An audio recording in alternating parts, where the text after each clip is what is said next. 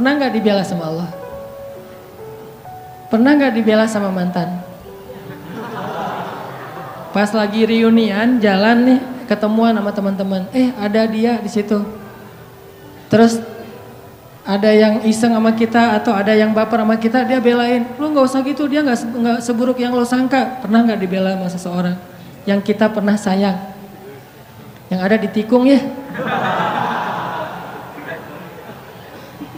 Ini yang ngebelain kita tuh bukan manusia. Dibelain sama orang tua pasti. Dibelain sama guru kadang. Tergantung kita kan ya. Kalau kita baik ya dibelain. Dibelain sama teman, oke, itu karena emang satu komunitas, satu main, satu geng, oke lah. Tapi sekarang yang ngebelain kita Allah, pemilik alam semesta. Yang kalau Allah udah ngebelain kita, tiba-tiba kita jadi selebgram langit. Diposting sama Allah di Instagram langit.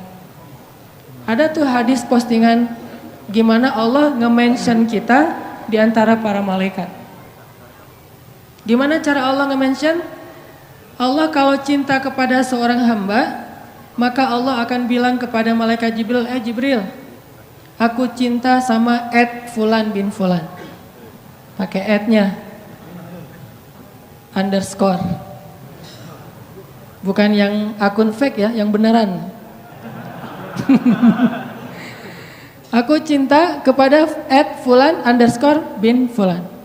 Maka cintailah dia. Akhirnya Jibril langsung nge-like, langsung nge-follow orang itu. Setelah Jibril nge-follow, dia akan nge-repost. Nge-repost berita dari postingan Allah tadi kepada malaikat-malaikat lain. Dia repost, dia bikin grup di Instagramnya atau grup di WA-nya, broadcast. Apa broadcastnya? Malaikat-malaikat, Allah cinta kepada @Fulan underscore bin Fulan. Aku juga mencintainya, maka cintailah dia. Tiba-tiba semua malaikat nge-following dia. Followersnya nambahnya, statistiknya tuh naik drastis. Yang tadinya cuma 1.000-2.000 sekarang 1,3 juta. Baru juga segitu. Di follow sama para malaikat. Kalau yang nge-follow-nya manusia, biasa. Yang luar biasa, yang follow itu adalah istri. Jadi nggak usah banyak-banyak sampai 1,3 juta. Kalau nggak ada istri satu pun buat apa ya? Mending follower 1 istri. Instagram sepi, nggak ada postingan. Karena postingan semua rahasia. Ya. Kalau ada postingan yang masih bisa dipublish, berarti statusnya masih sendiri. Begitu berdua, semuanya di lock, nggak bisa masuk lagi karena sudah harus disensor. Nggak ngerti ya? Nikah dulu. Malaikat nge-following dia tuh, tiba-tiba jadi selebgram langit. Udah gitu malaikat juga semuanya pada nge-repost, masing-masing nge-repost kepada siapa? Kepada makhluk yang berada dalam tanggungan atau kerjaan malaikat. Malaikat di laut akan bilang kepada semua ikan, sesungguhnya Allah mencintai Fulan underscore bin Fulan. Jibril juga mencintainya, malaikat juga mencintainya, maka cintailah dia. Sehingga tiba-tiba seluruh hamba Allah Subhanahu wa taala kecuali jin ataupun syaitan, semuanya akan nge-follow dia dan mendoakan dia dengan doa-doa yang baik. Bahasa sosmednya semuanya bakalan nge-like. Ini orang yang dibela sama Allah. Nah, pengen gak teman-teman jadi orang yang dibela sama Allah?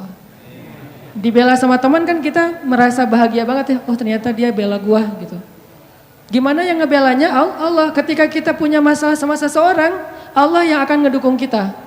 Kata Allah, aku sama dia deh, gak sama kamu. Kita datang ke calon mertua. Kita bilang, Pak, assalamualaikum, waalaikumsalam. Saya pengen menyampaikan niat baik. Oh ya, ada apa dek? Saya pengen menyempurnakan agama. Gimana? Saya pengen nikah. Oh bagus itu dek. Dengan anak bapak. Nah itu kurang bagus dek.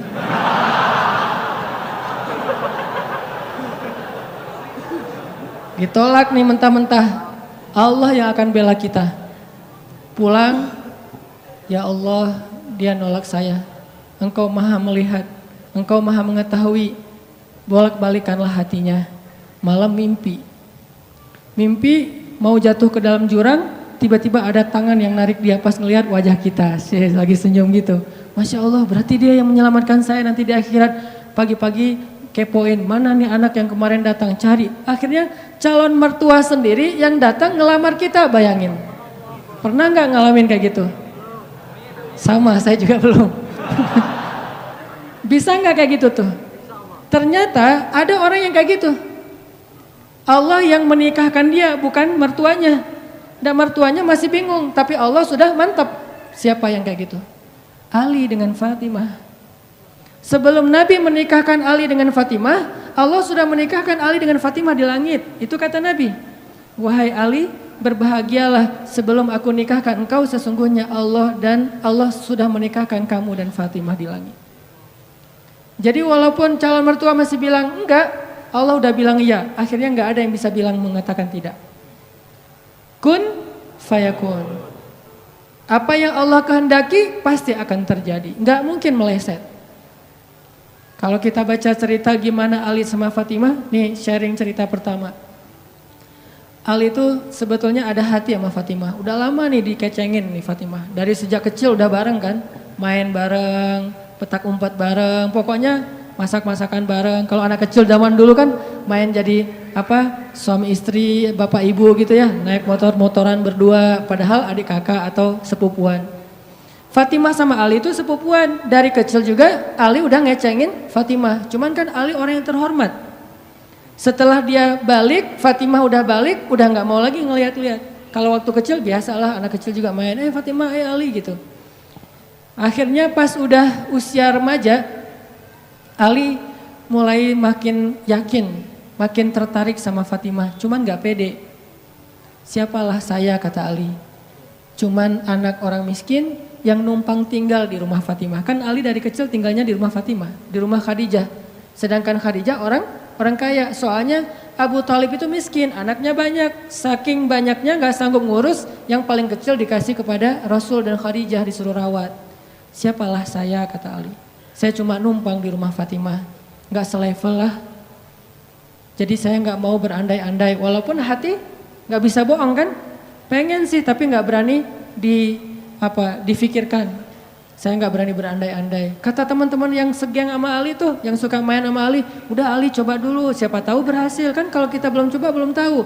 Udahlah nggak usah bahas yang kayak gitu lagi, jadi baper kalau bahasa kita mah ya. Lagi mikir Fatimah pengen datang, lagi nabung, lagi usaha gitu biar bisa bayar mahar. Tiba-tiba dapat berita yang bikin hati langsung yang bikin Ali langsung patah hati gitu. Baper berat. Apa beritanya? Abu Bakar datang melamar Fatimah. Ini berat nih saingannya, Abu Bakar. Judul kajian kita malam nih, orang-orang yang dibela sama Allah. Kisah orang-orang yang dibela sama Allah. Dan kita pengen belajar gimana caranya kita bisa jadi salah satu di antara orang itu. Yang kalau kita lagi punya masalah sama teman, dibela. Yang kalau kita ditolak, Allah yang membela. Bentuk pembelaan Allah, tiba-tiba Allah membolak-balikan hati orang itu. Dan buat Allah membolak-balikan hati itu lebih ringan dari kita membolak-balikan telapak tangan. Ada yang susah bolak-balik telapak tangan? Duh susah gak ada kan ya? Gampang banget kan? Segampang itulah, bahkan lebih dari itu buat Allah untuk yuqallibul qulub, membolak-balikan hati. Buat Allah membolak-balikan hati itu lebih gampang dari kita ngebolak-balikin tangan kita. Gampang banget nih. Jadi gak ada yang di mata Allah atau dalam persepsi Allah ada hati yang kayaknya nih susah banget nih dibolak-balik. Jadi kamu mending gak usah ke situ lagi deh. Saya juga kewalahan ngebolak-balik hati dia. Enggak, mudah. Terus kenapa ada yang dibiarkan, ada yang dibalikan hatinya? Karena ada yang pantas, ada yang tidak pantas. Jika kita sudah punya kepantasan, Allah akan balikan hati kita kepada kebaikan. Allahumma habbib ilainal iman wa zayyinhu fi qulubina wa karrih ilainal kufra wal fusuqa wal isyan waj'alna minar rasyidin. Hafal doa itu? Nanti cari di YouTube lah ya. Ya Allah, jadikan kami cinta kepada amal soleh dan jadikan rasa cinta itu indah di dalam hati kami. Jadikan kami benci kepada dosa dan jadikan kami termasuk orang-orang yang mendapat petunjuk. Allah bolak-balikan. Gitu juga dengan hati calon mertua. Gimana pun dia ngeblok, nggak boleh masuk lah, gerbangnya digembok segala macam. Cuma gerbang. Mau 1000 lapis gerbang, kalau hatinya dibalikin, hilang semuanya tuh. Gampang banget kan? Buktinya malam ini nih. Allah membolak-balikan hati kita yang tadinya punya macam-macam rencana pada malam minggu, akhirnya Allah balikan hatinya, udah ke Masjid Agung aja deh. Bukan karena saya, bukan karena pemuda hijrah, bukan karena teman-teman panitia, tapi karena Allah mengikat hati kita, mengarahkan hati kita untuk bisa datang ke masjid. Sehingga ribuan anak muda tiba-tiba memakmurkan dan meramaikan majelis ilmu. Kalau di ribuan orang aja bisa Allah bolak-balikan hatinya, apalagi cuma 1 orang. Ya, ada berapa ribu sekarang? 15.000? Lebih nih Masjid Agung ini daya tampungnya berapa? 10.000 ya? Sampai keluar. Berarti sekitar 20.000. Ini benar-benar sesuai dengan yang dulu banget saya harapin 2 tahun yang lalu bisa ngalahin Tomorrowland. Minimal DWP lah ya. Bisa ngalahin DWP atau kalau bisa Tomorrowland. Saya pernah kemarin tuh acara taklim di Pekanbaru, An-Nur, yang datang sekitar 25.000 anak muda di depan masjid penuh. Malam yang sama ada acara juga di mall, tapi acaranya sepi, yang taklimnya ramai. Masya Allah. Habis itu baru ke mall. Tetap aja sama-sama ramai. Intinya teman-teman, mudah buat Allah. Sama kayak Allah membolak-balikan hati Nabi Muhammad, mertuanya Ali bin Abi Thalib. Padahal udah yang datang itu kurang keren apa coba? Abu Bakar. Secara fisik terkenal Abu Bakar itu orangnya putih, nggak terlalu gemuk, jadi badannya tuh bagus. Terus orangnya dermawan, akhlaknya paling mulia, dan nggak pernah syirik sejak zaman jahiliyah. Di antara sahabat Nabi yang gak pernah melakukan dosa syirik sejak zaman jahiliyah, Ali dan Abu Bakar. Malah Abu Bakar tuh waktu kecil pernah diajak sama ayahnya untuk nyembah patung. Begitu ayahnya selesai ibadah nyembah patung pergi, itu patung diludahin sama Abu Bakar. Dilemparin kotoran sama Abu Bakar. Apa sih lo patung doang masa disembahin? Kalau lo bisa balas gua, coba lo balas, dilemparin. Ternyata gak balas. Dari kecil juga Abu Bakar itu udah gak pernah syirik. Orang yang sangat terjaga, hanif. Dan julukannya juga sama dengan julukan Nabi Ibrahim, Siddiq. Wadhkur fil kitab Ibrahim innahu kana siddiqan nabiyya. Ibrahim Siddiq, Abu Bakar Siddiq, sama nih. Bahkan Nabi sering membandingkan Abu Bakar sama Ibrahim. Engkau wahai Abu Bakar seperti Ibrahim. Engkau wahai Umar seperti Musa. Ya iyalah Umar ya. Musa kan gak sengaja noel orang langsung meninggal kan ya. Ngelihat Bani Israel agak ramai gitu, lagi mau gelut sama orang Kipti. Karena Musa kasihan kepada Bani Israel yang lemah, akhirnya dia cuma ditakol dikit lah si orang Kipti ini teh. Cuma apaan sih lo, meninggal. Belum diginiin, baru gini doang coba. Jadi kalau dulu ada ultimate fight, kayaknya Musa tuh juara bertahan tuh. Nah kalau di zaman Nabi orang kayak Musa, Umar, Jawara, Quraisy. Kalau ada yang macam-macam sama Umar, lo berani sama gue? Nih lo lihat nih. Nggak ada yang berani sama Umar. Kalau lo pengen istri lo jadi janda, anak lo jadi yatim, lo tunggu gue di belakang gedung itu. Gedung, bukit, nggak ada gedung dulu teh. Nggak ada yang berani nungguin Umar, lancar aja tuh hijrahnya. Artinya Abu Bakar tuh sering bandingkan kayak Ibrahim. Terus dengan Nabi akrab banget tuh Abu Bakar. Jadi kayak soulmate-an berdua tuh. Belum dapat risalah Islam juga, Nabi itu kalau jalan sama Abu Bakar jalan yuk kemana? Ngopi, kalau bahasa kita teh. Ngopi sama Abu Bakar berdua. Dari zaman sebelum Islam juga Nabi itu dalam tanda petik udah sering ngopinya sama Abu Bakar. Coba enak gak nolak teman ngopi kita? Agak susah kan dia ngajak kemana, gak enak kan nolaknya, ya udah gue datang gitu. Ali ngerasa, wah nih yang datang nih saingan berat nih. Pernah bersaing dengan orang kayak gini? Pernah, cuman sering kalah. Nggak ada saingan juga masih ditolak ya, apalagi ada saingan. Nah itu mah saya banget, bukan teman-teman. Udah biasa ditolak, pada akhirnya diterima juga. Karena saya nggak mau menyerah. Datang Abu Bakar, mau ngelamar Fatimah. Ali pas tahu berita itu, ya udahlah berarti pupus harapan. Hashtagnya berhenti aja. Udah nggak bisa ngapa-ngapain. Tidak lama kemudian setelah Abu Bakar lama di rumah Nabi terus pulang, Ali merhatiin wajah Abu Bakar nih, wajah diterima atau wajah ditolak nih. Ternyata dapat kabar Abu Bakar ditolak sama Nabi. Yes, kata Ali. Abu Bakar ditolak sama Nabi. Cuman sisi lain, Ali makin gak pede. Kalau Abu Bakar aja ditolak, siapa saya? Bahkan lebih ditolak lagi. Jangan-jangan belum sampai di pintu juga, udah Ali pulang aja deh.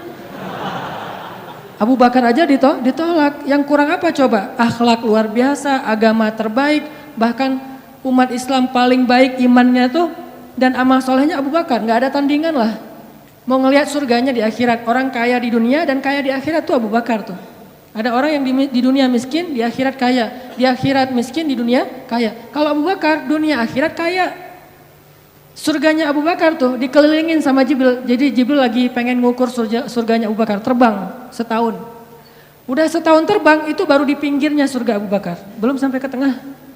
Padahal Jibril itu kecepatannya lebih tinggi daripada kecepatan cahaya. Bayangin, udah setahun perjalanan cahaya baru di pinggir surganya Abu Bakar. Belum juga masuk, belum sampai ke alun-alunnya surga Abu Bakar. Baru juga perbatasan coba. Kurang apa Abu Bakar? Ditolak sama Nabi. Duh, makin gak pede, kata Ali. Cuma gak pakai bukan orang Sunda soalnya. Gak lama kemudian datang lagi. Cowok keren, jawara Mekah, Umar datang. Assalamualaikum. Suaranya agak-agak gitulah. Walaupun susah nirunya, cempreng soalnya. Assalamualaikum, waalaikumsalam kata Nabi datang. Pas diintip sama Ali, tanya-tanya ke teman-temannya, ada berita apa nih trending topik. Ternyata trending topik di Twitter, Umar melamar Fatimah. Wah rame lagi viral di mana-mana. Makin, aduh saingannya berat-berat gini, nggak ada yang di bawah saya gitu yang datang, biar saya agak-agak pede gitu. Ternyata Umar pulang juga ditolak lagi sama Nabi. Ali yes tapi tuh gimana ya kalau Umar aja ditolak, yang paling kuat bisa menjaga Fatimah banget kan. Kalau ada apa-apa Fatimah tenang aja, ada gua. Naik motor berdua sama Umar gitu kan, zaman kita mah ya. Sengaja nggak bawa jas hujan. Kalau udah hujan buka baju kasih ke ceweknya, nggak pakai baju memotoran. Cowok banget lah itu mah ya. Pulang-pulang sampai ke rumah minum antangin. Umar tuh jawarannya, Nabi kan pasti tenang banget ngasih anak ke orang kayak Umar. Keluar dia singa, di dalam dia kucing Anggora.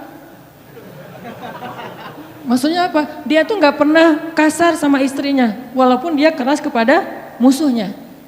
Kalau dimarahin istrinya, diem aja. Udah selesai dimarahin, udah.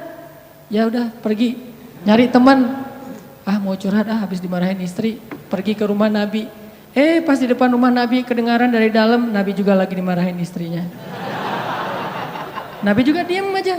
Ini teladan orang-orang soleh. Jadi yang keren tuh bukan yang gampang marahin istri, tapi yang gampang dimarahin istri.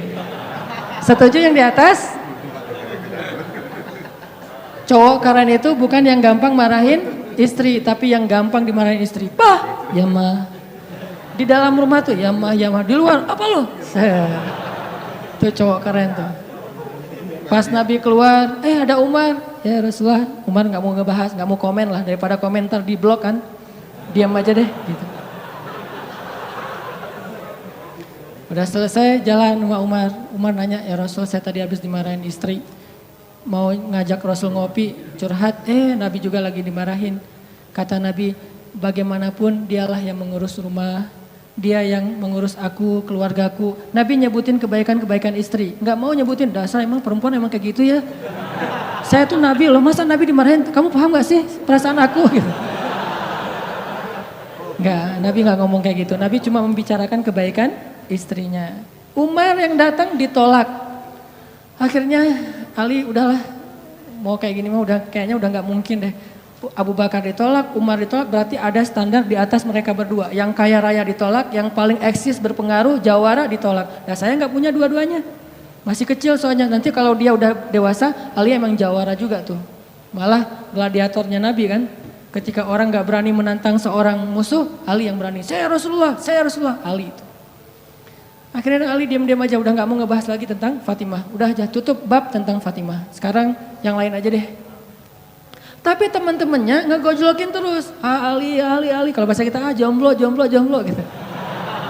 Dibully terus. Ustadz posting bully. Teman ngomong ngebully. Pokoknya bully nasional aja.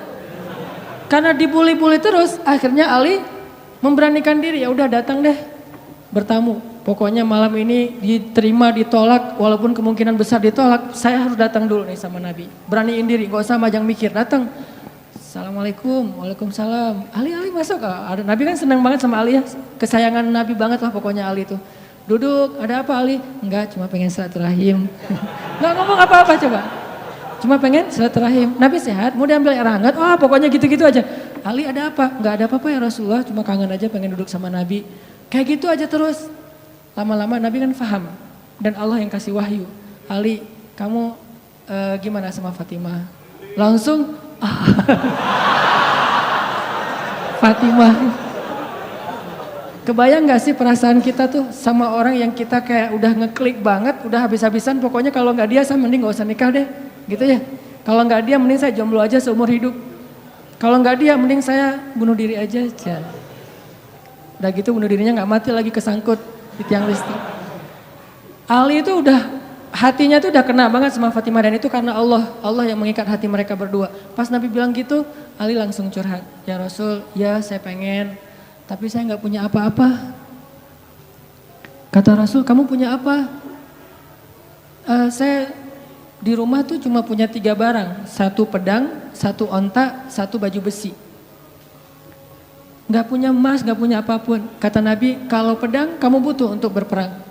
Onta kamu butuh untuk mengangkut air. Ya udah deh baju besi aja, bawa ke sini baju besinya untuk jadi mahar buat Fatimah. Beneran Rasul baju besi? Itu bajunya besi loh Rasulullah, bukan yang tangan kayak gitu apa cincin.